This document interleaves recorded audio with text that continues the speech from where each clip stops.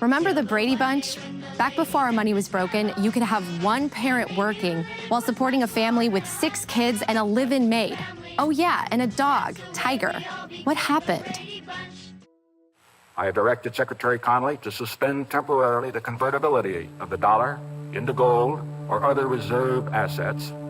So President Nixon in August 15, 1971, took the dollar off the gold standard so we could print more money, so we could steal your wealth. And the reason that he decoupled gold from currency was to pay for the Vietnam War.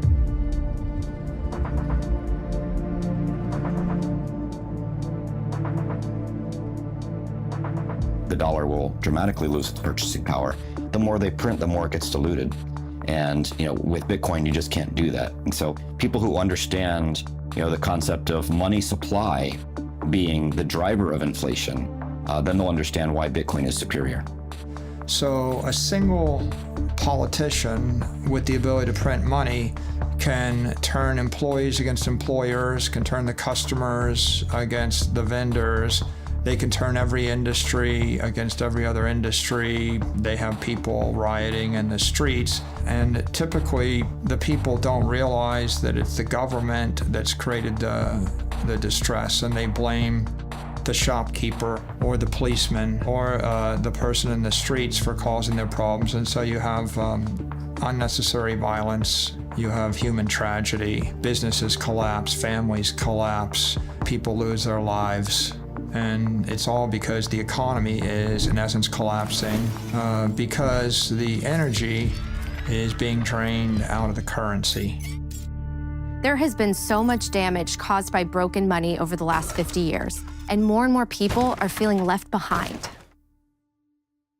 If you work for a living, you're paid a salary, you're kind of a slave. Well, that's a harsh word, it makes us uncomfortable. But it's true in the sense that you're given a certain amount of money for your time and effort. Therefore, you don't have time for creativity and innovation because you're just doing your job, just punching your ticket. Well, part of that is because your money that you're paid gets less valuable every day. We've been sold a bill of goods that inflation is good for us. That's nonsense. Why should the devaluation of my hard-earned money be good for me? That doesn't make any sense at all. Who it's good for is the people at the tippy top. How in the world are they going to get ahead if they're operating on this system that doesn't preserve their energy and their work and their time? So it seems like we're all getting rug pulled. I have a sneaky feeling it's inflation that's taking advantage of us. But what exactly is inflation?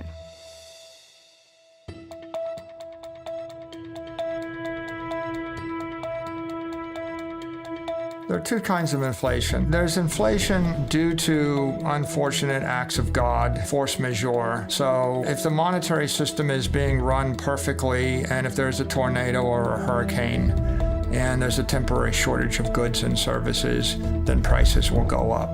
And so that is physical inflation. But there's another form of inflation, which is monetary inflation, and this is much more common. And this is generally the source of 98% of inflation in the world, the vast majority of it. And that's when all of the goods and services and assets in a society are priced in a currency that is in and of itself inflationary. So if I price things in the dollar and I double the supply of dollars, the supply of houses doesn't increase, but the supply of dollars does increase. Therefore, the prices will probably double over time. Typically, especially if you're going through a hyperinflation, wages do not keep up. They do not keep up. And so inflation eats into purchasing power. You can't buy enough to feed your family. The average income in this country is now $5,000 less than the average cost of living. So the cost of basic human needs, food, shelter, and transportation is now $5,000 more than the average person makes, which means if you're in that category, which is most Americans, you now cannot make ends meet. Here in the United States, they target 2% inflation. They're literally saying we want to steal about 2% of your purchasing power every year. And then we have years like this where the inflation rate is 7 or 8 or 9% higher than normal. That means they're just stealing our purchasing power even that much faster. So there's no honest unit of account for them. It's just a credit-based system. They're just making different numbers on their spreadsheets, and they say, you know what, we're going to create this much more credit this year. We're going to destroy this much more purchasing power. And it's the citizens of the country that pay for that. We're paying for our government to make irresponsible decisions. So yes, I think that's very immoral. At this point, it's getting very difficult for people to catch up. We're seeing more people working multiple jobs just to make ends meet. We see more dual income households. There's less households where you just have one person that works and one person that stays home and runs the household and the family. Now everybody's working. So let me get this straight. We take our God-given talents and work really hard, and our money buys us less and less every year? I don't like the sound of that. So how does government create money? We print it digitally. So we as a central bank, we have the ability to create money digitally. We also print actual currency, and we distribute that through the Federal Reserve banks.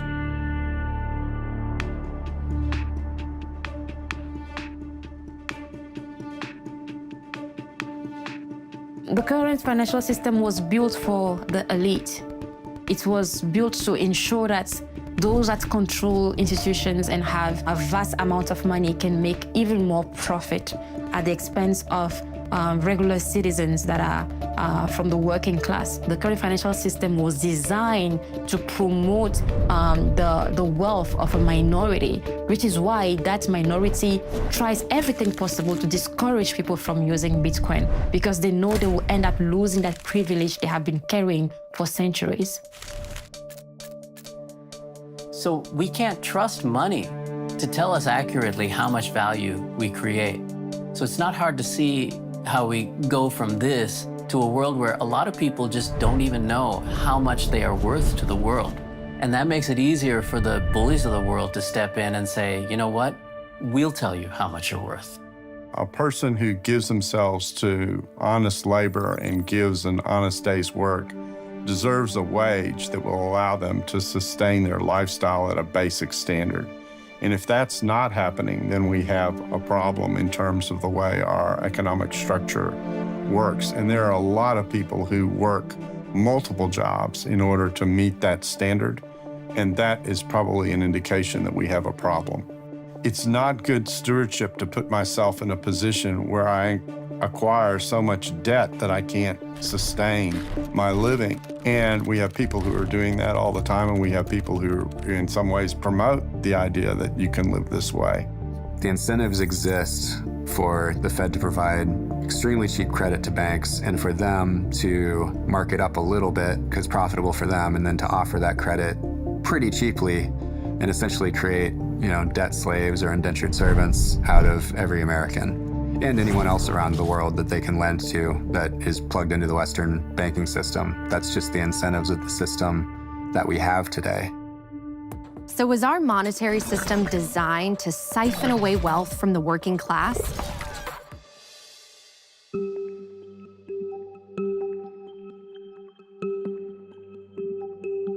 If we go back to medieval times and perhaps a bit earlier, we can see how money emerged. What happened is that every local sovereign nation-state or city-state tended to issue its own currency. And two things impacted the reliability, the durability, and the effectiveness of that currency. One was whether the issuer of the currency, whether it was a nobleman or a king, or whether it was a constituted government, whether they could, to use the phrase from Isaiah, to resist the temptation to dilute the currency. And it is a huge temptation, there's no question about it. I like to use a silver dollar as an example. So when this dollar was created, right, it was worth $1. As a matter of fact, for a while, you could take a US silver dollar note and exchange it for $1, right? So this used to be $1. Today, I just checked, and it takes $38, paper dollars, Federal Reserve note dollars, to buy $1 of silver. That gives you an idea of the destruction of the purchasing power. And that's why we're seeing today in the post-lockdown world, all the central banks around the world printed tons and tons of money. And that just doesn't make any sense. And so people say, well, why are housing prices going crazy? And why are food prices going crazy? Well, it's inflation. It's actually not really inflation. Inflation is when there's excess demand for limited supply, so the price rises. This is currency devaluation. So weights and measures were the way in which you'd say, if I got a pound of something, I'll give you a pound of this, or the equivalent.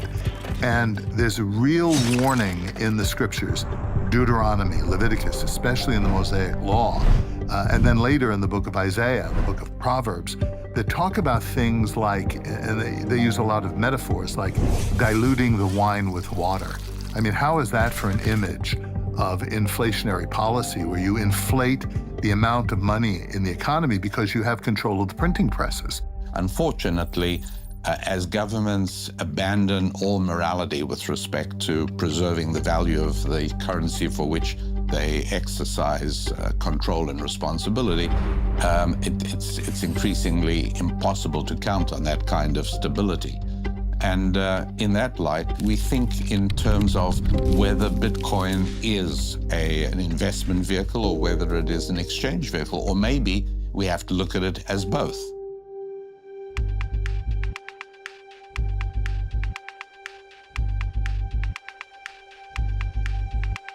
There's no actual mechanical difference at all between you and I putting together a dollar printing machine and spinning up some counterfeit $100 bills and trying to go out, take those into the world and trade them for goods and services.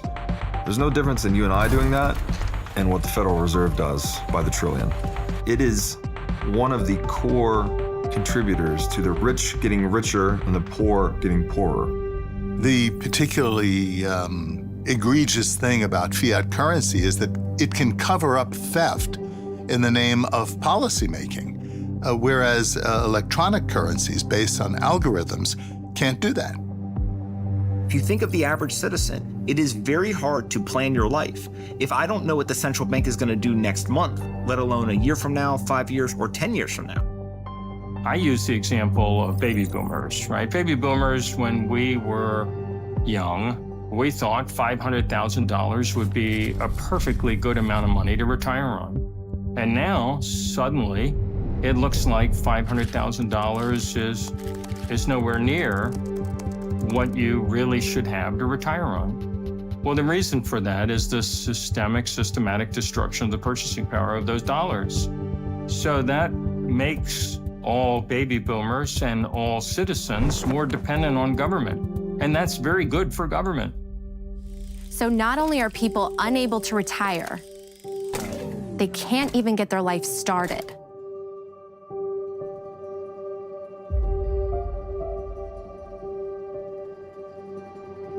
God's will is for us to be fruitful and to multiply. And one decision or one factor that impact many people's decision to have children is their finances. And the state of our economy has really devastated, particularly young people's savings. And I have a ton of friends who have decided not to have children or not to have more children because they feel like they can't afford it. So I do think inflation can impact some people's decision on if they want to have children or not. And I think that's a really sad thing. I have experienced this in my life. I have put off having a family. I've wondered if I'll ever be able to afford a home. More and more people in my generation are living at home with their parents and drowning in student loan debt. Millennials like me are losing hope that the future is one they'll be able to afford. For the first time, we have a generation that is worse off than the ones who came before. None of it feels fair because it isn't. The system is rigged against us. We live in a system where we are forced to use a certain currency. In our case, let's say the US dollar.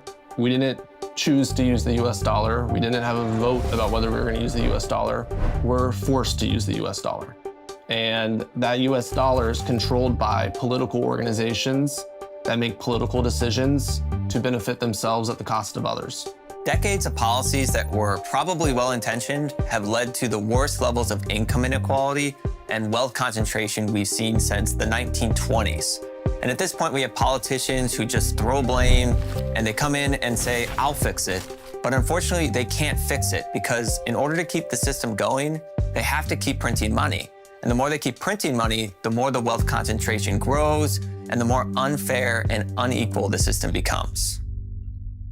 Okay, so clearly there's a problem, and it feels like there's no way out. But is there? If broken money is the cause, how can we fix it? More and more people say the solution is Bitcoin. My perspective is that Bitcoin does fix everything. And Bitcoin is about community. It feels healthy. It feels like it's doing something good for society. It's something that's non-political. It is not tied to any one group or another. It's not tied to the Republicans. It's not tied to the Democrats. It's not tied to the Libertarians. It's open for everyone, and it's free for everyone. Anyone can be a part of the Bitcoin economy. It's like a good church. A good church says, anyone, come on in. Come be a part of our community. Be a part of our family. Bitcoin is that. So we can only trust systems that cannot be discriminatory. And Bitcoin is powerful in a way that is money that does not discriminate based on race, based on gender, ethnicity, or even geographic location. A person holding Bitcoin in Togo today will have the same value as a person holding the same quantity of Bitcoin in the United States. I'm not techie. I'm really horrible with technology. But once I understood what blockchain was, blockchain's integrity. Bitcoin is based upon integrity. That's why I call it people's money. The government cannot make it. Bitcoin is not this centralized control of the economy. Bitcoin is built by the people, for the people. If you consider how many steps it takes for a merchant to sell a good to a consumer in the traditional world today, it takes 9 steps. And what the Bitcoin network does is take 7 of those steps away. It's peer-to-peer. Those steps, by the way, are dominated by toll takers. They're taking fees. And so up to 3%, sometimes more, of the transaction, which actually can be saved by both the merchant and the consumer. One of my favorite aspects of Bitcoin is the limited supply of 21 million. I think that having something that can't be changed makes it so powerful, and it makes people appreciate, just like their time is limited, their own personal wealth is limited. When they see that the Bitcoin amount is limited to 21 million, it really makes them understand the difference between Bitcoin and every other currency, all fiat currencies which don't have this limit. So that key is what makes Bitcoin special. Bitcoin is a digital bearer instrument. You can think of a bearer instrument as he who holds it owns it. So if I am walking and I find a $10 bill on the ground and I pick it up, who owns it? I do, because I'm now holding it. If I give it to you, now who owns it? You own it because you're holding it. That's a bearer instrument. She who holds it owns it. How do we make this happen in a digital world? Well, it wasn't possible before Bitcoin because Bitcoin solves what's called the double spend problem. Think about it when you take a picture on your phone and you send a picture to your friend. You still have that picture on your phone, and then on your friend's phone, they have a copy of that picture.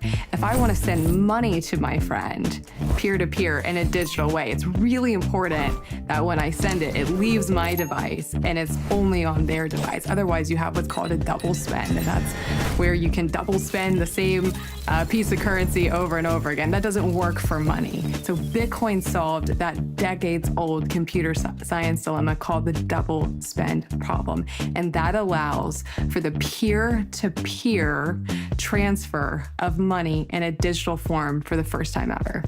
What Bitcoin does is it gives you back that ability to be your own bank, to custody your own funds, to spend money, but the way we do with dollar bills now, but in a digital, virtual way that's really powerful. So to recap, there are only 21 million Bitcoin, and the network gives you total control over your money. And now some of the most successful entrepreneurs are into Bitcoin. If you look at what gold is, let's start there. Nobody carries around a gold bar, but some people just feel more comfortable holding gold than they do cash. But the reality is nobody actually owns gold, right? They don't physically own it.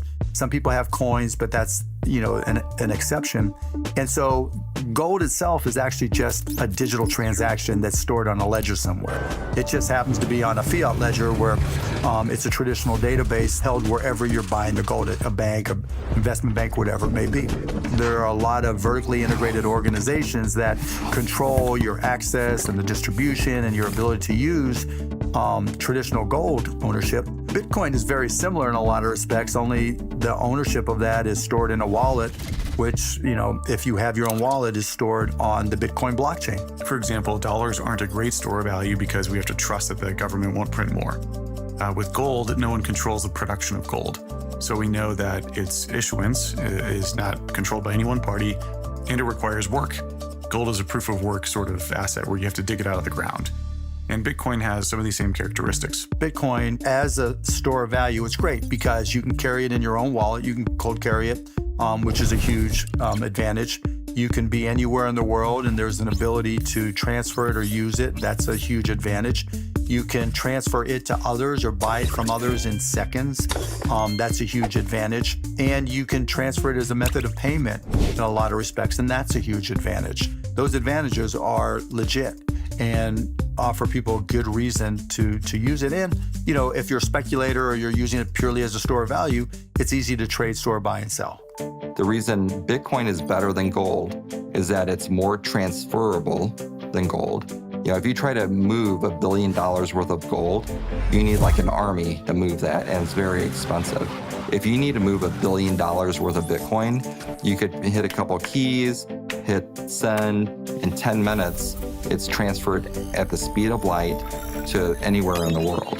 So it's more portable than gold. It's more divisible than gold. So you could divide Bitcoin by up to 8 decimal points. So the smallest unit is called a Satoshi. So it's more divisible. If you try to divide a bar of gold or a gold coin to go pay for Starbucks, you can't do it. So more divisible, more portable, and it's more verifiable than gold. It's hard to verify gold. Bitcoin is easy to verify. You just type the key into a blockchain explorer, you could verify that you're Bitcoin. So to get this straight, Bitcoin is a digital asset that moves through the internet without a third party like a bank or credit card company approving the transaction. All right, let's go a little deeper. You've probably heard of the word blockchain. So what is a blockchain? Blockchain just refers to a ledger. So the Bitcoin blockchain is a digital ledger of transactions where all the computers on the network have to agree to add a block to that ledger. So it's a chain, essentially, of blocks that each contain a list of transactions on the Bitcoin network. And the whole community, essentially the whole network, verifies that those transactions are accurate. The idea of a digital ledger will make more sense if we get a clearer picture of how ledgers work. The ledger is nothing new. It can be traced back to the 11th century and was popularized in Florence, Italy during the Renaissance in the 14th and 15th centuries. It's simply the way we've been keeping track of who owns what for about 1,000 years now. For example, when you deposit money in your bank account, you have a credit on the right side of the ledger. The bank has a debit on the left side of the ledger because they owe you that deposit when you want to withdraw it. Easy enough.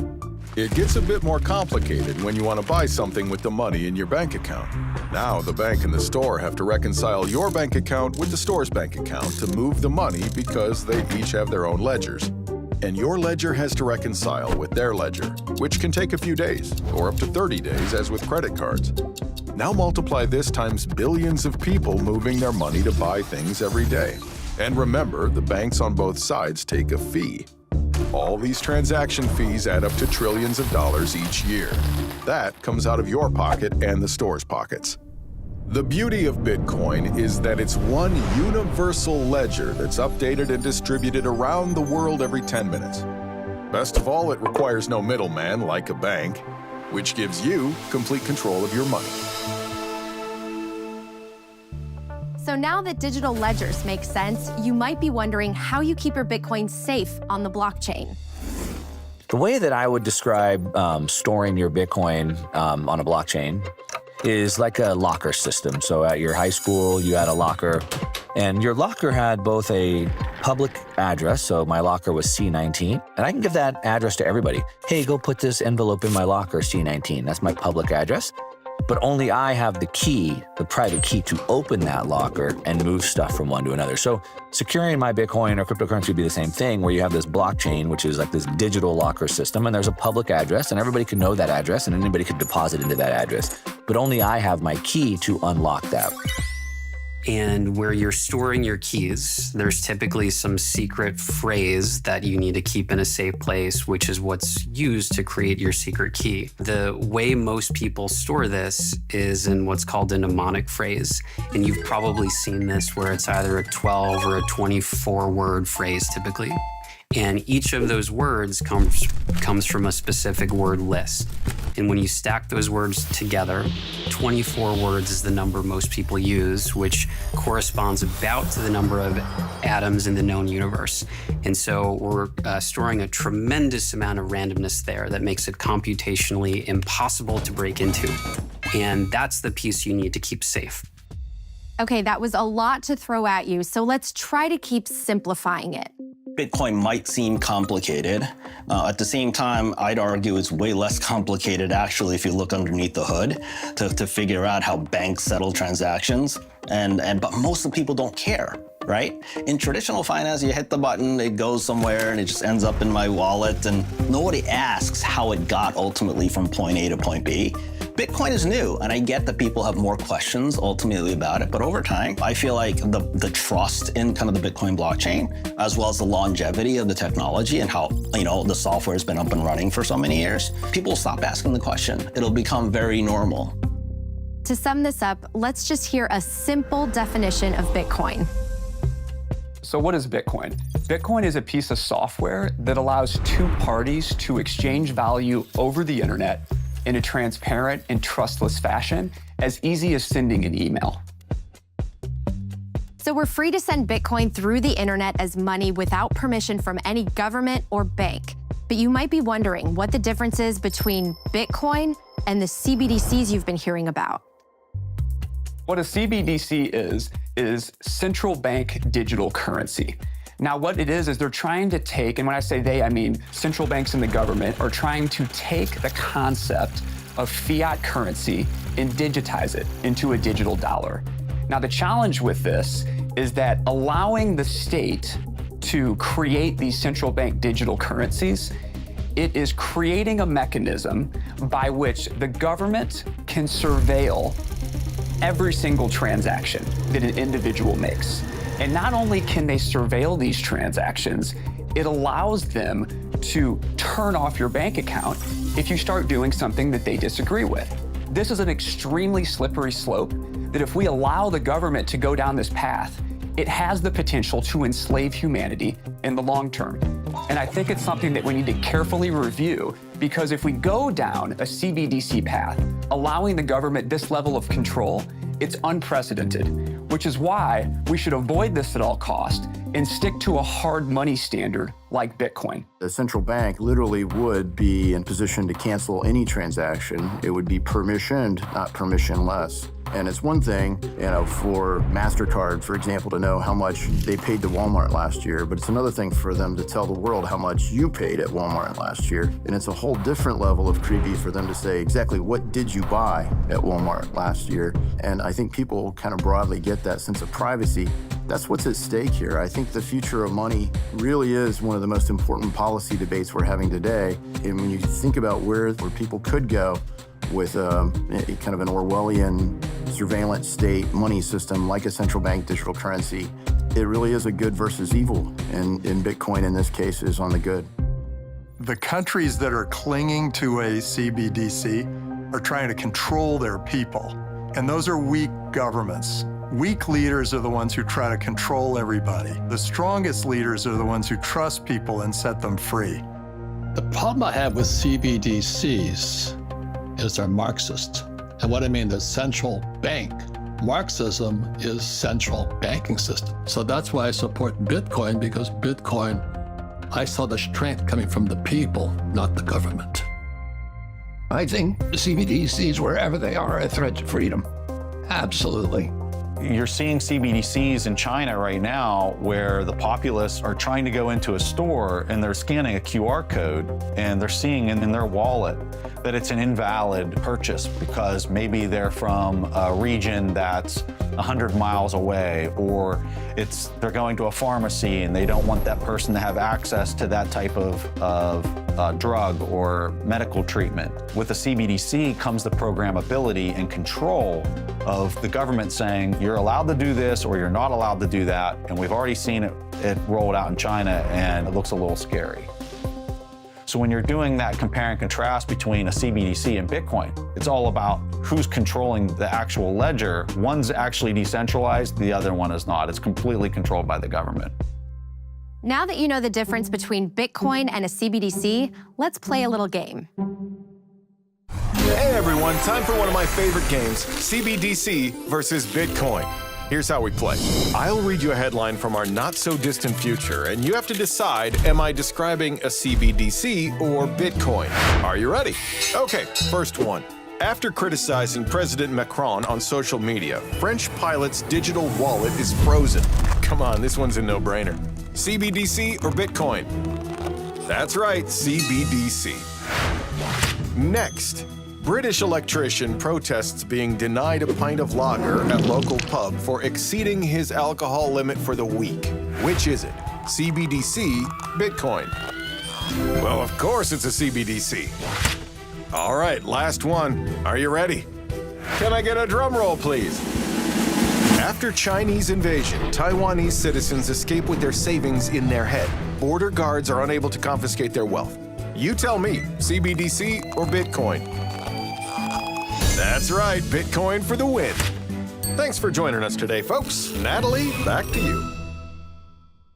Hopefully by now you're feeling more assured.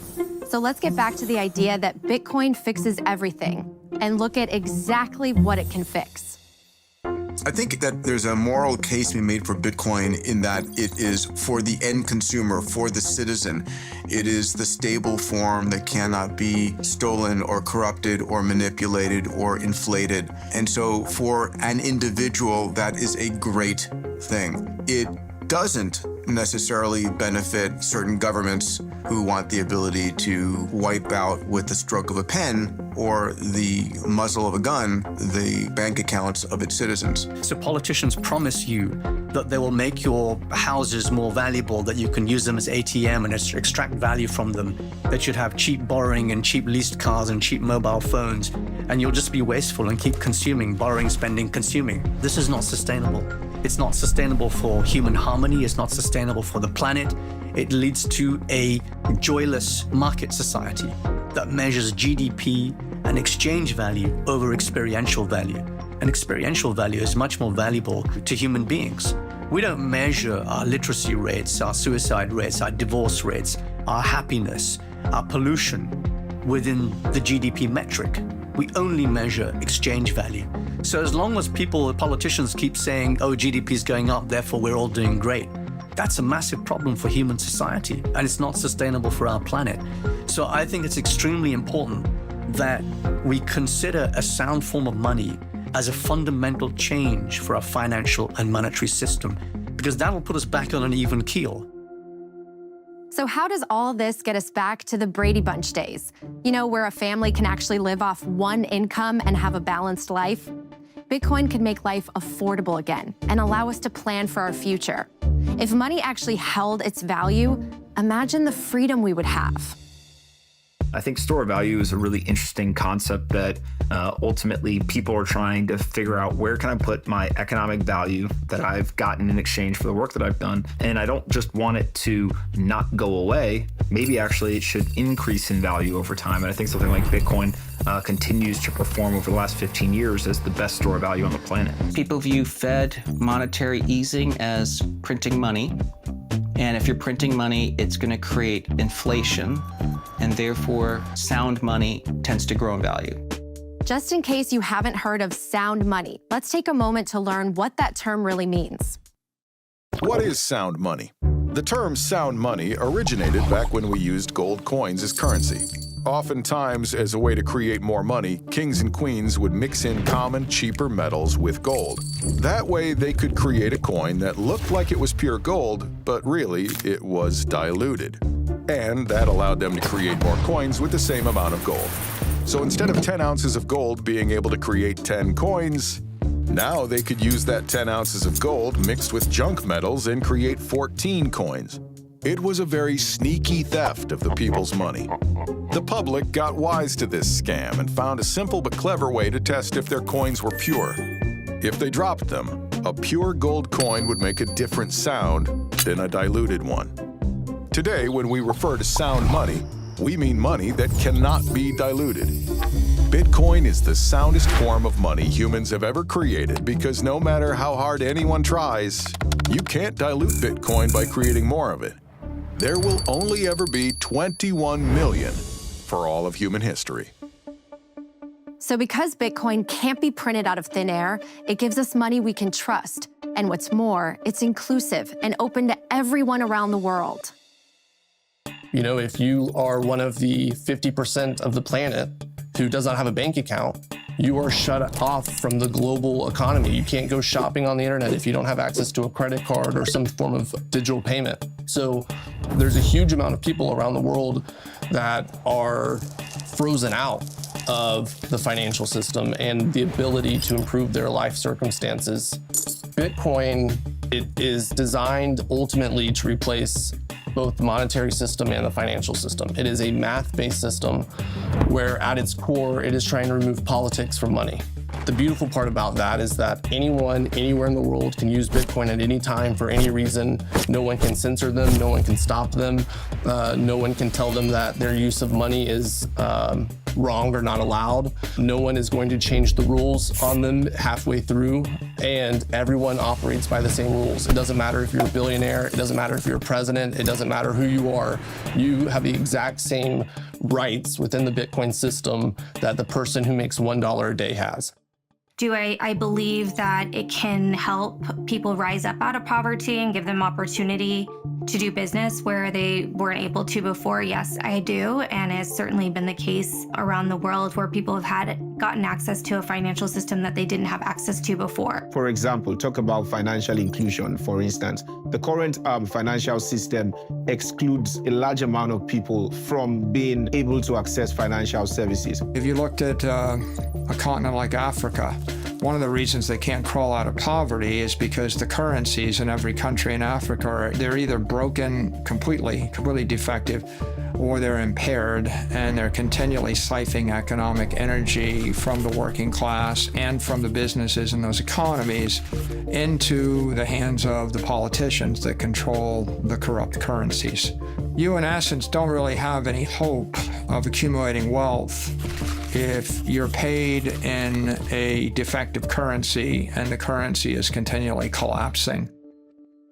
Not only does Bitcoin allow people to be their own bank, it is the only form of money that gives us digital property rights. Bitcoin is very transformative because it gives us a new set of building blocks.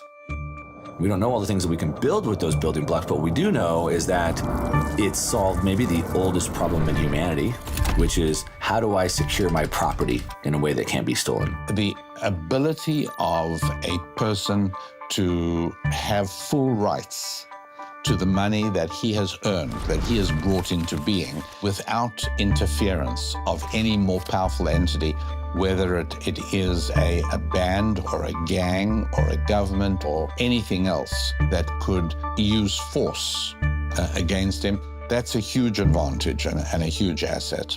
Coming from the former Soviet Union, my parents brought my family over in 1989. I was 7 years old. Along with my sister, and we left the Soviet Union because many people know it was a very oppressive regime. Things were scarce, goods were scarce, people weren't really free to do what they wanted, information was very strictly controlled. So what I found out is that when we left, the government was able to exchange about $100 per person. For my family of four, that meant we left with $400 in our pockets. And that's all we could take with us. Otherwise, our option was to exchange these Soviet rubles on the street, which basically had no value. Had we had Bitcoin back in the Soviet Union in 1989, we could have actually taken our hard work and everything that we had done with us, that value that we earned. If you show up at the airport with all of your money in any other nation state, they either arrest you, they send you home, or more likely, they take your money and send you home. Right? Try to walk through an airport in most countries with $1 million of gold in your backpack and see how far you get. You can't even walk through with more than 10,000 of anything. Governments have captured the capital of their citizens, and if they can force you to use the currency while they've got the capital captured, they can simply seize as much of your capital as they wish by debasing the currency more aggressively.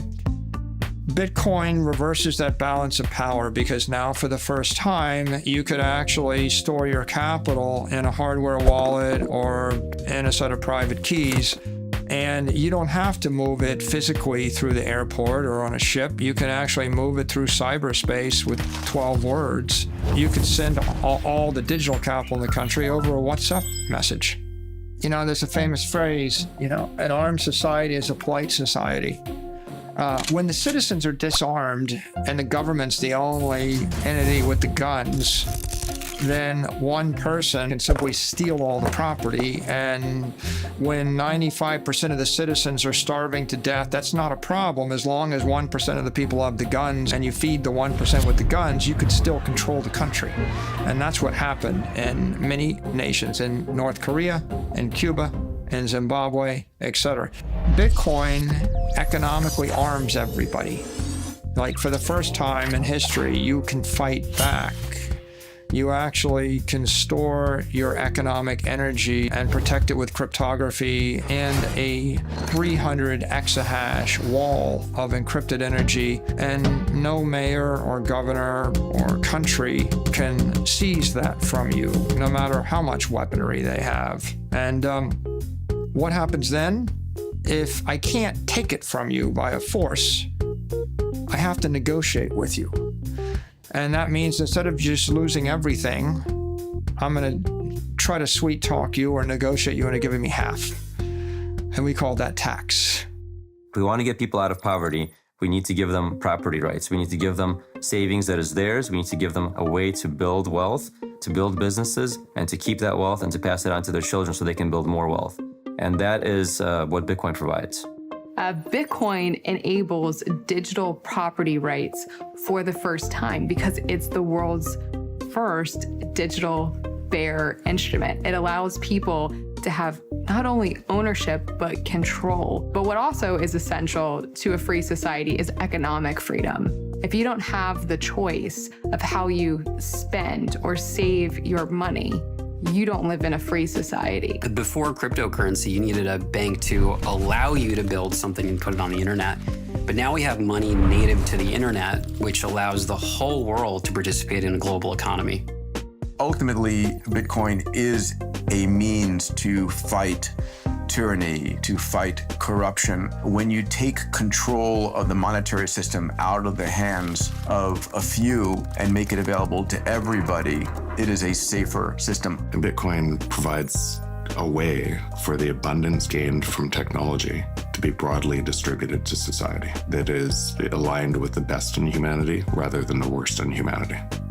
Bitcoin is value that everyone can recognize. And already 100 million people recognize that value.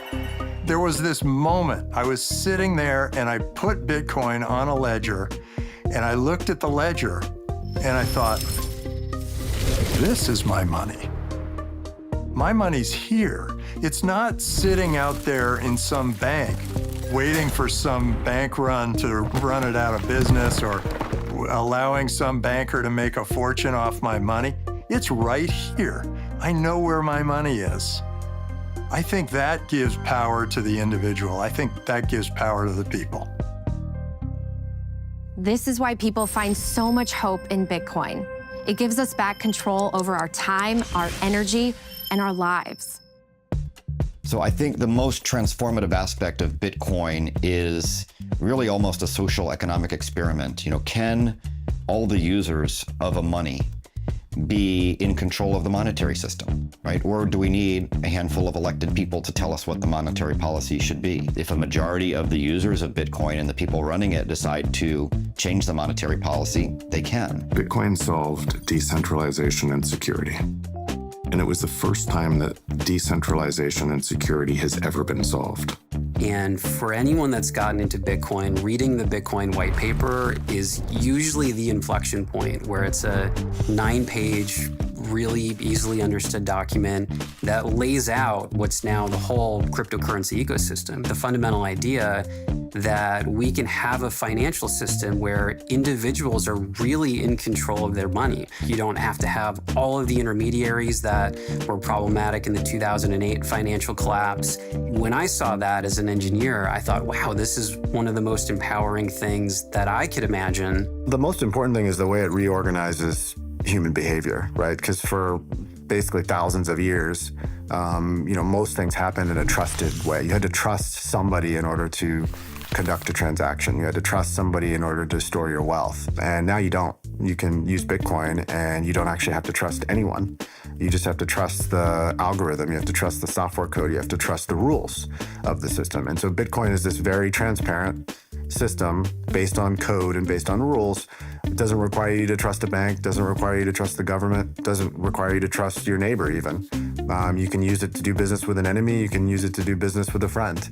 I think the fact that no one can control or manipulate Bitcoin and that everyone has to play by the same set of rules and there's no rulers, I think that makes it inherently very moral.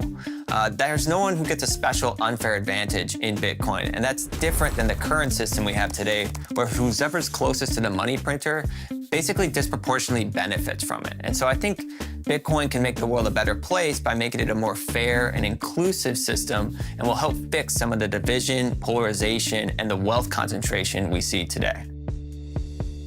There is so much Bitcoin can heal. It can even prevent those in power from being able to take our money or silence us. The first thing that happens when you go against the government, that is a dictatorship, they will take away access to your money. And it doesn't even have to be a dictatorship. Justin Trudeau in Canada worked to use banks to cut off money for truckers. They were protesting COVID restrictions that were put on them in Canada, and they were using the banks to do this. This was actually considered illegal in Canada, but nevertheless, Trudeau did it. Banks complied with it, and they started choking off the protest by restricting the money. The government taking people who had committed no crime, who were not charged with a crime, who were, of course, never convicted of a crime, and punishing them for criticizing government policies, and punishing them in a way that was almost worse than imprisonment, because if you can't get at your bank account, you can't feed your children, you can't buy gasoline, you can't pay the mortgage on your house, because if the government has the capacity to starve you to death, to keep you from getting work, to keep you from shelter, then it has license essentially for any atrocity. And at that point, I began looking more seriously at Bitcoin as a currency that could be used to escape the government surveillance systems. When working in Moscow, when our bank accounts were blocked by the regime, we were able to continue our activities thanks to Bitcoin savings. Basically, Bitcoin gave us freedom of action and freedom of speech at that time. The US government has the discretionary ability to effectively turn off the savings of whole nations at a time. That's what they did with Afghanistan, for better or for worse, after the Taliban took over. That's what they did with Russia in February of this year. Again, for better or for worse. You might say, well, these are the strategic objectives of the United States. That's fine, but what they are doing is confiscating the savings of entire nations. And it's just a fundamentally unfair dynamic, right? You are blending political objectives with people's savings, and that leads to misery, in my opinion. Governments can, at any time, decide they don't like you or me or somebody else and sanction. If we called sanctions what they are, right, financial sanctions, starving children, you're basically cutting off supplies of goods and services to a population, we probably wouldn't like it as much. But when we call about economic sanctions, whether it's Venezuelans or Russians or anybody else, governments almost glamorize it because they're like, well, we know better, we know what's best. But censoring someone because they have different views or different lifestyle or different perspective on how the world should interact, it's not really our job. So PayPal came out with that policy where they said if you say anything online we don't like, misinformation, which of course, as we found out for the last 2 years, what was labeled misinformation actually came true. But if you do misinformation, they can pull $2,500 out of your account. It's not your money. Of course, they got massive amounts of backlash and they came out and said, whoa, that was a mistake, that was a mistake. And what we're seeing in Canada, what we're seeing with PayPal, what we're seeing with the banks is that your money that you think is your money is not your money. And at any time, they can decide to censor you or block it if they want. And at the end of the day, if we don't have the ability to determine our own future for ourselves or our family on a monetary basis, we don't actually have any real control of anything in our own lives. Bitcoin puts you back in the driver's seat of your life, which is why so many people see it as the ultimate force for good. I absolutely believe that Bitcoin already is making the world a better place and will continue to do so in the coming years. There's been plenty of examples of currency collapse just in the last 13 years since Bitcoin has existed. And we get these every single year. So there have been major, even middle-income nations where the currency has effectively failed, and Bitcoin has been a life raft for those people.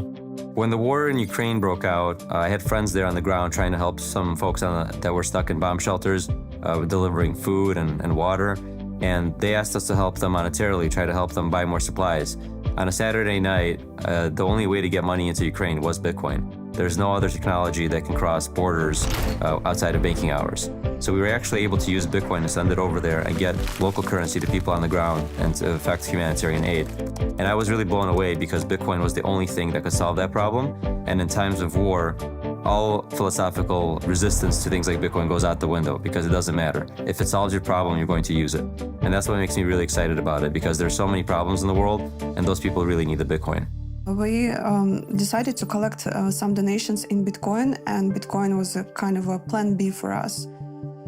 The very concept of Bitcoin is tightly connected to the concept of financial freedom for everyone in the world, and give understanding that Bitcoin is a significant tool in a fight against global evil. You know, when people go to protest, whether it's in Uzbekistan, in Russia, or Belarus, or Ukraine, or somewhere, it's important that you know that you have financial tool which cannot be turned off in the moment when you need it, when you need to be able to fight for your freedoms. And shouldn't be naive thinking that someone in your country would not abuse the power. One day it could happen. You have to be prepared. Where you see Bitcoin expanding really fast is actually nations that need it the most. Right? You see why El Salvador is a natural is because they're most punished. They're furthest away from the monopoly system of money today. And so nations that have always seen either hyperinflation or dictators, and what you're seeing is those populations race into this open monetary protocol, and nobody can stop them. It is freedom. These are places where the government has failed in some sense. And so a lot of critics think, oh, well, you know, Bitcoin is just something that, rich Westerners like, and it's a tool to gamble with. But really, the on-the-ground adoption is happening in places where people actually need it. And I think that's an extremely telling early data point. And so, like, if you live in Nigeria, Nigeria has among the highest Bitcoin adoption rates in the world, like more than 30% of people use it. It's actually a very useful tool to do peer-to-peer transactions. Bitcoin, when you look at its alternative as a money where you don't have to trust anyone and you can move it across countries, you can send it to your family. I've heard tons of stories from Argentinians on how they use Bitcoin to get around capital controls, to get around, government restricts the ability to move dollars in and out of the country, and Bitcoin is this fantastic alternative for that.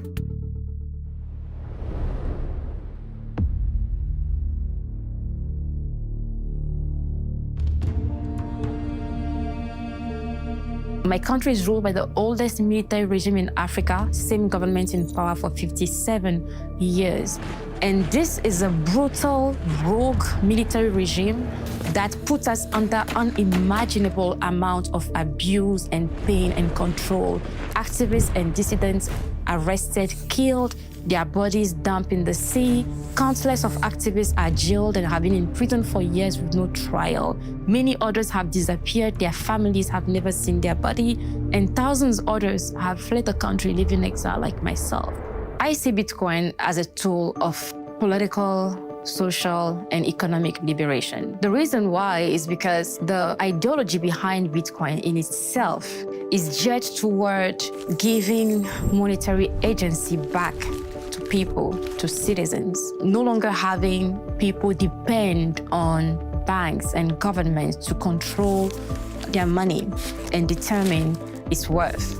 We are also in a situation where, as citizens of our nation, our money is worth absolutely nothing outside of our borders. So when I see Bitcoin, I see it as a tool that can allow us to put an end to this continuous colonial system that has maintained our countries and our people in bondage. The goal of my activism is to eventually get to a point where my people can live freely and in dignity. And that cannot be attained without financial freedom.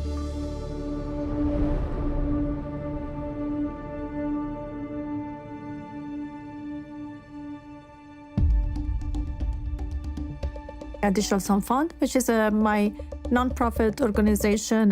What we do is trying to empowering young women and children in developing countries like Afghanistan. But there was an issue about there was an inability to paying these women because many of these women didn't have a bank account, and we have to actually send the money to their male relatives' bank account. And many of these women sometimes says that they never received the money because once the money goes in the hands of the men and the relatives, they prefer to not give the money to the women.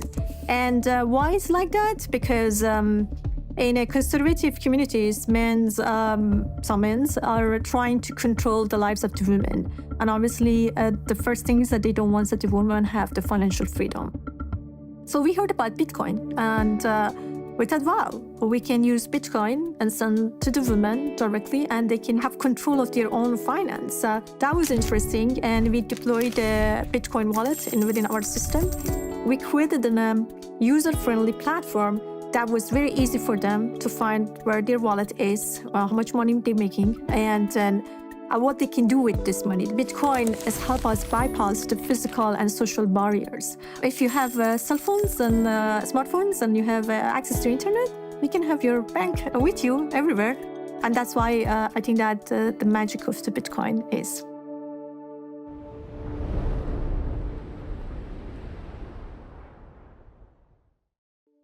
The Jews of Eastern Europe, when the Nazis arrived, the Jews of Spain before that, Jews of Arab countries in the late 40s and early 50s. Jews were thrown out of Syria in huge numbers, thrown out of Egypt in huge numbers, with nothing, literally with nothing. Gosh, if they could have taken their digital wallets with them, what a beautiful thing that would have been.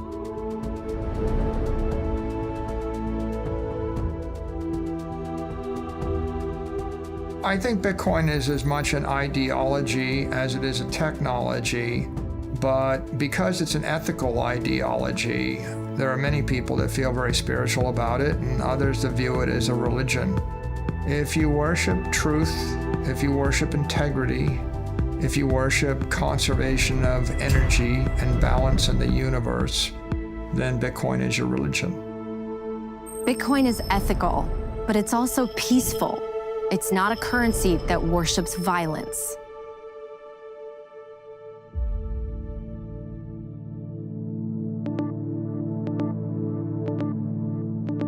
From a political standpoint, you have politicians on both sides, Republican, Democrat, it doesn't matter, that are aggressively trying to vote resources, financial resources, into their local jurisdictions in order to support this war machine that's happening. And that's the game of fiat currency, where nobody is pegged in operating off the same rules, the same rule set, which is supplied by Bitcoin. It supplies this global rule set that nobody can manipulate, cheat, or take advantage of over the expense of other players in the global game. And that's why Bitcoin's so different. And that's why Bitcoin solves this massive problem that has been wrought throughout history between humanity and violence.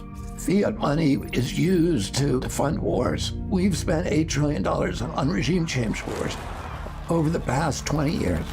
And all those wars made America less safe and less secure and less rich. There was almost no debate about those wars beforehand. What do we get for those wars? Iraq is now worse off than we found it. We killed more Iraqis than Saddam Hussein. We killed between 670,000 and 1 million Iraqis. Iraq is now instead of a nation, it's an incoherent battle between Shia and Sunni death squads. We created ISIS in the spillover war into Syria, and we drove 2 million refugees into Europe, and we destabilized every democracy in Europe. That process ended up with Brexit, with breaking up the European Union. The riots that we're now seeing in France are a direct result of that surge of immigration that was driven by our wars. So the taxpayer would never agree to fund those wars in advance. And the government doesn't want it, politicians don't want to go to the taxpayer and ask that permission.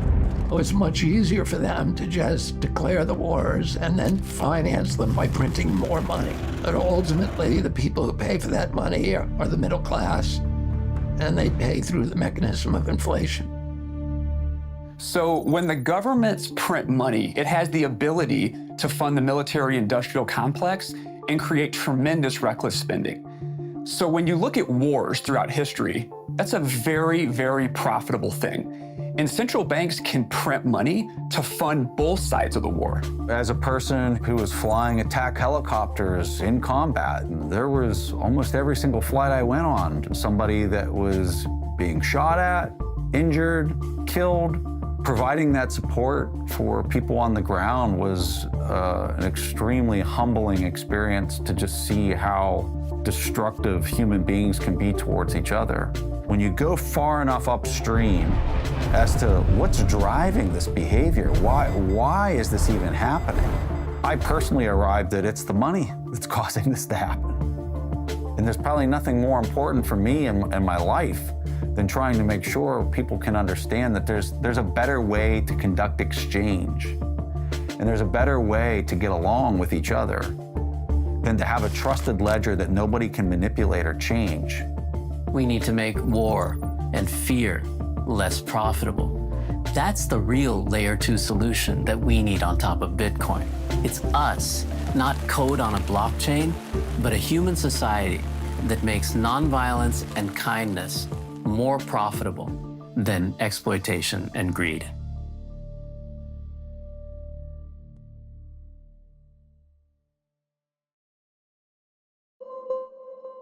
Why is nobody in the U.S. concerned that we've been in these wars for as long as we have? Why isn't anybody asking about the cost of this? Just not even human life, but like the financial cost. And the reason why is because it was always paid through debasement. They didn't know they were paying for it because the bill was pushed way out into the future through the depreciation of the currency itself. And so it just didn't seem like there was a cost. And so it's not just the U.S. that pays for their armed conflicts this way. It's every fiat-based nation state that pays for their armed conflict this way. If you move to a Bitcoin standard, all of a sudden, you can't debase the cost of conflict away. And Bitcoin, conversely, is the currency of peace. If you actually have to go to a population and ask permission to wage war, in most cases, they're not going to give you that permission. It's interesting when a government gets into trouble and they have to pay for a war, or they have to pay for a pandemic, or they have to pay for some cataclysmic event. They tend to print money. And because you're going to have these governments printing all this money, then the money is worth less.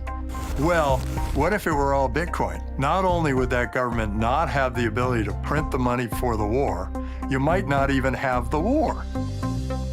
So many people see a world where Bitcoin reduces war, makes it unaffordable, and incentivizes us all to love and serve one another.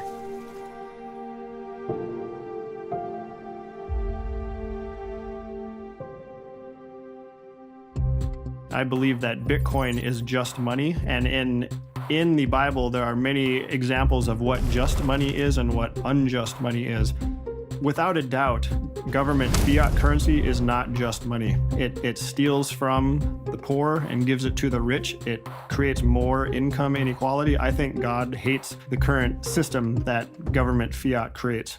That elite group of people makes decisions based on their own portfolios, based on their own set of priorities or those of their friends and colleagues who mean a lot to them. They're not really making up more money. They're just taking it, very often through inflationary policies, from those who have earned it. It becomes a system of great injustice and even theft. The United States government has been printing money like crazy. It's the dream solution. It's a way of stealing money without being caught. And, spending other people's money is fun. That's all there is to it. It's one of the best reasons to go into politics. You get to spend other people's money. And most voters are not aware that as prices go up, reflecting profound inflation, that this is the doings of an immoral government that is literally stealing the bread off your table. So inflation is theft. It steals from us right under our noses. And sadly, the way people keep up with inflation is to max out their credit cards and take on more and more debt, which only creates bigger problems.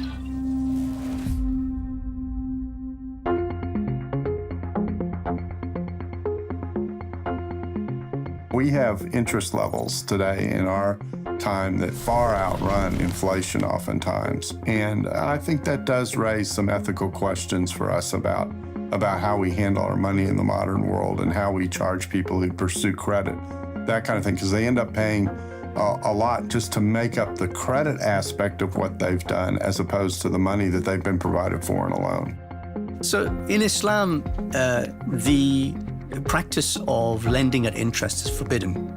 And specifically, the word that is used is riba. Riba literally means surplus or excess.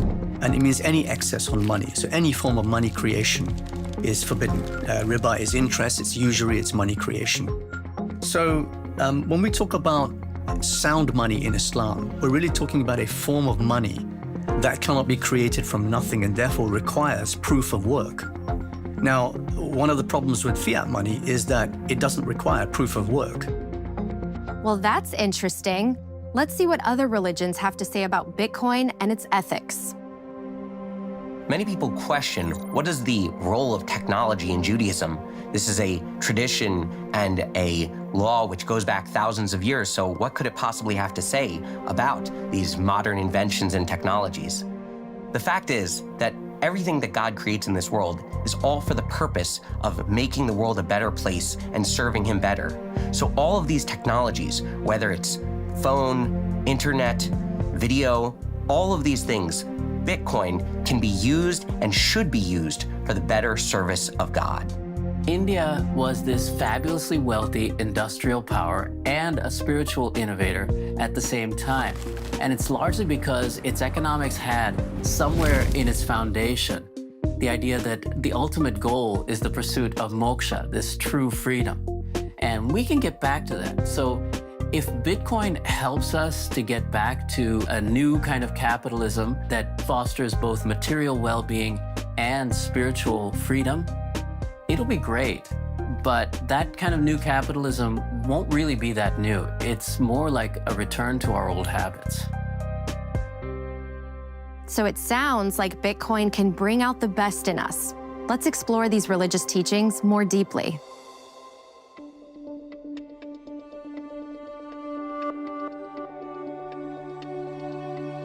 When it comes to Judaism being compared to a blockchain, there are so many points that we can look at. Besides the word chain itself, the transmission of Torah and Judaism through the generations is called histaushlut, a chain of descent from rabbi to rabbi and generation to generation.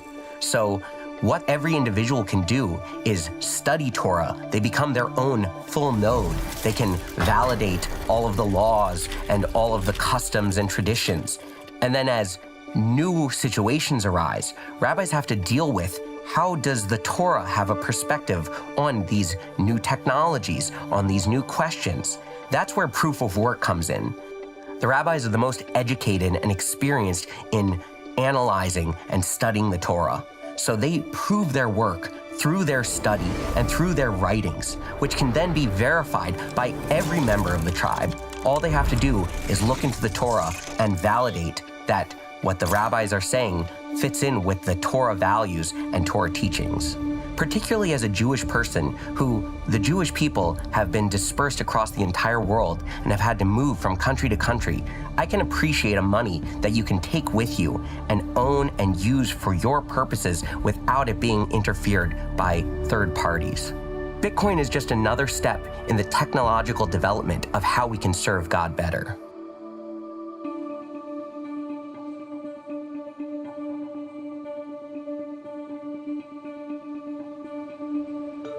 Buddhism itself is a decentralized system. In fact, it's the only faith that I know of where the founder himself said, don't trust anything I say on faith. You have to validate it yourself. So what validation in Buddhism means is that you have to critically analyze anything that the Buddha himself said. So in a way, as a Buddhist, you're a kind of block validator where you yourself have to relive the Buddhist algorithm. Buddhism is really like an algorithm, a set of rules that the Buddha said, if you follow these, you will be happy and you will create a kind, benevolent, and fair society. And so that I find very parallel to the way that blockchain works, because wanted to create a system that benefits all beings, and not just some select subset. Those things I think are very aligned with this idea of decentralization. So yeah, I think Buddhism is a decentralized religion.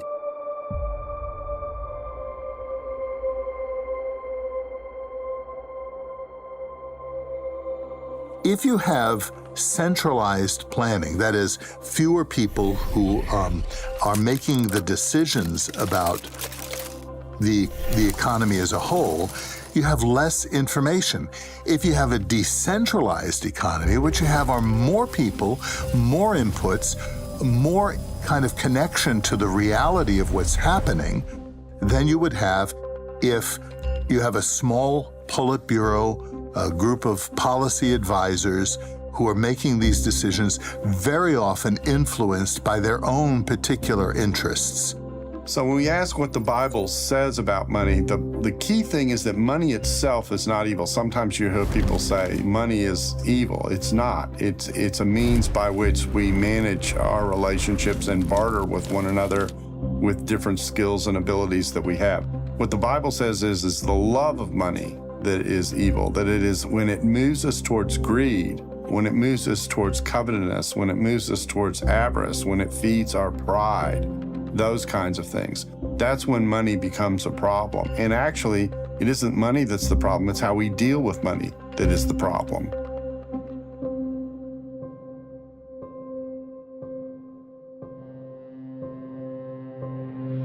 Now, in Vedic economics in ancient times, the ruler, who was often elected, by the way, even 2,000, 3,000 years ago, was judged on a concept called yogakshema, which means an overall material and spiritual well-being of the citizens, particularly the weakest in society.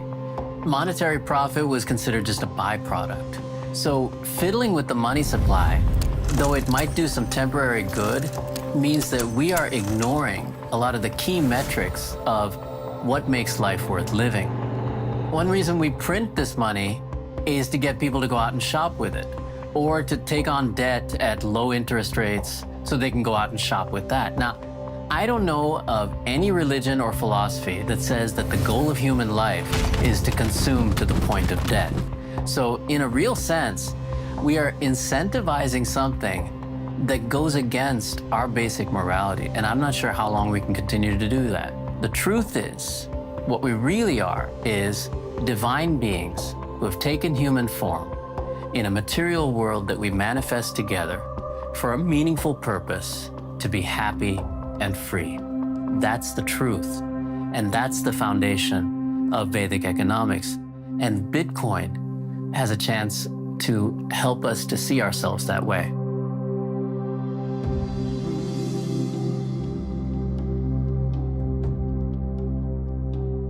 There are sources of scripture in Islam, which are the Quran, which is believed to be the word of God, and the Hadith, which are the collection of the sayings and actions of Prophet Muhammad, peace be upon him. And there are two very famous Hadith, one regarding price fixing and the other regarding monopolies. The price fixing Hadith goes something like the following. A group of people came to the Prophet and said to him, would you fix the prices of commodities in the marketplace?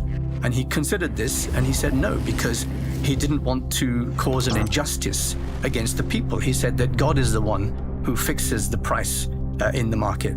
So this thing, I think, is very important because it tells us that a free market economy is one that is fundamentally a just economy.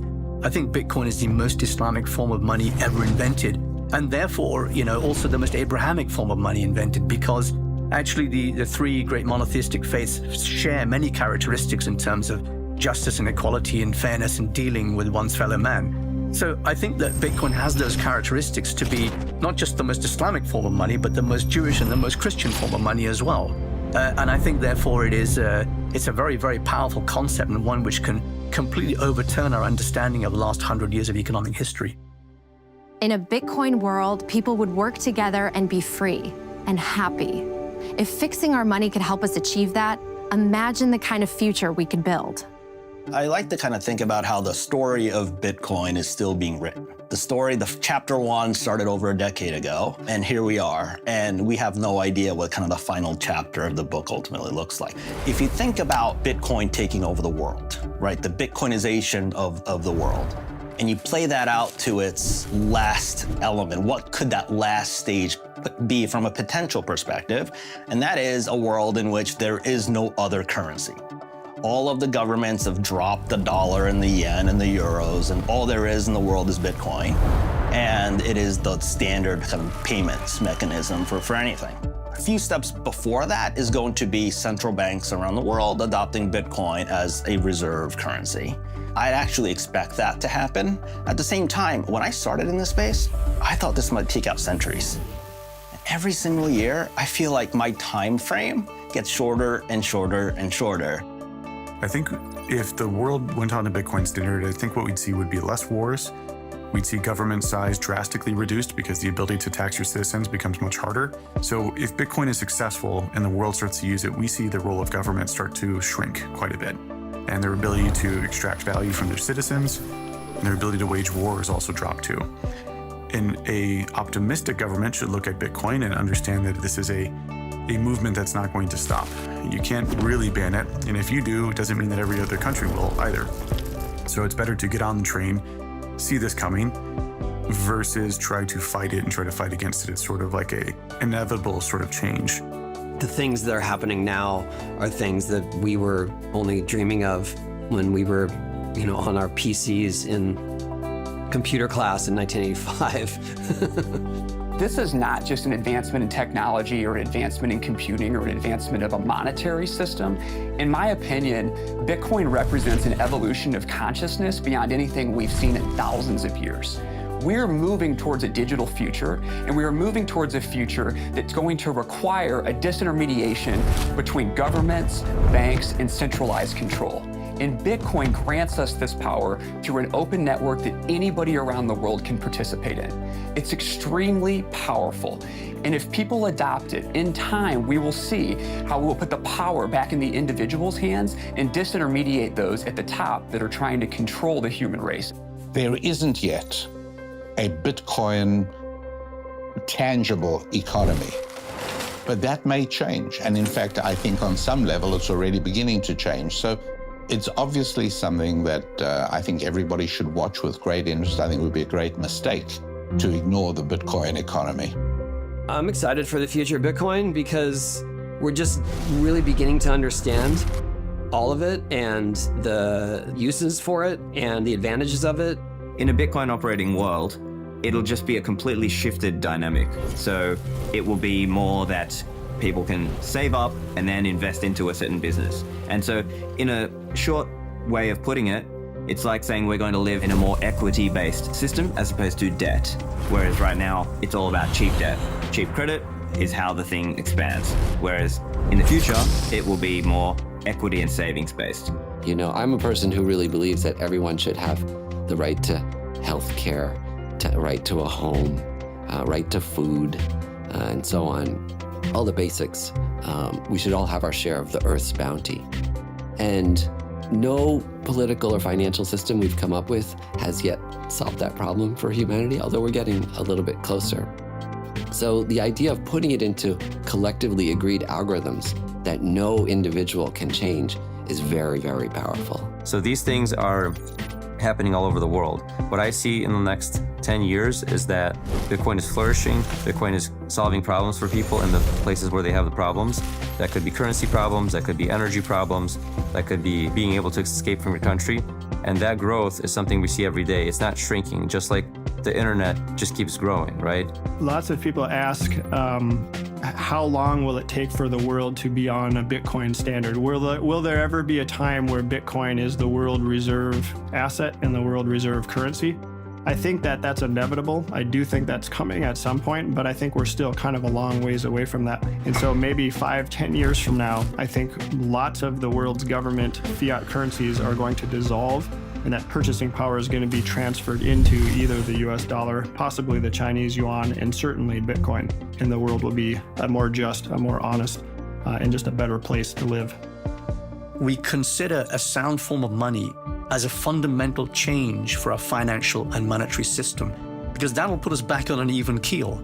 That'll actually put us closer to those values that were once espoused 2,000 years ago by the Abrahamic faiths.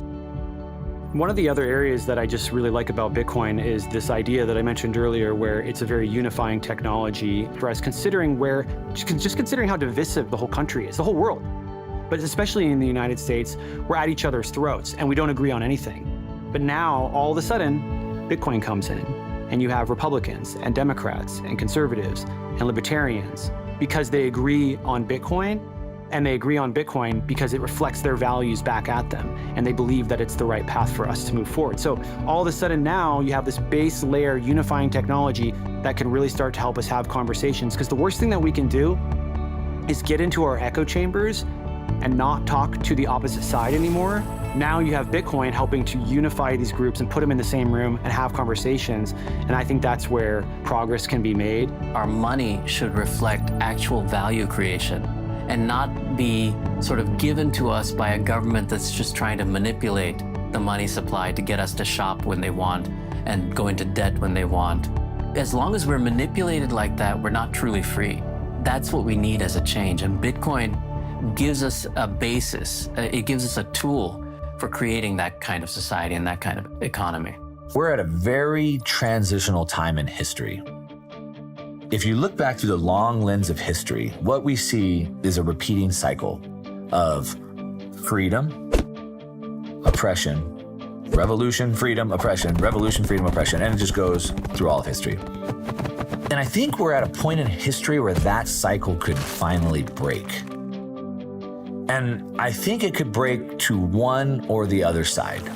And it's gonna happen in the next decade or two, and it's gonna be up to us to decide which way it breaks. And I think the cycle breaks, and either one, it breaks to where through CBDCs and social credit score system like they have in China, through indoctrination through schools and social media, they can indoctrinate us, they can censor us, they can lock us down, keep us isolated, and potentially prevent any revolution from ever happening again. The other option is that understanding that the source of all their power comes from the ability to print money. The money printer is their power. And if we can defeat the money printer, and they'd have no more ability to print endless amounts of money, then their entire system falls apart. And Bitcoin is that tool that allows us to beat the money printer, defeat their system, and if we move to a monetary system that nobody can control, that system never builds up again. We defeat the money printer, they never get the money printer going again, and we have a life with no revolution cycles of just pure freedom for humanity from there. I see that we do have a choice to make. I always lean into hope and the good in all of us. We should not steal. We should not wage war. We should have a form of money we can trust so we can build a world of prosperity and abundance for future generations to live together in peace and harmony. Bitcoin embodies that hope, purity, and truth.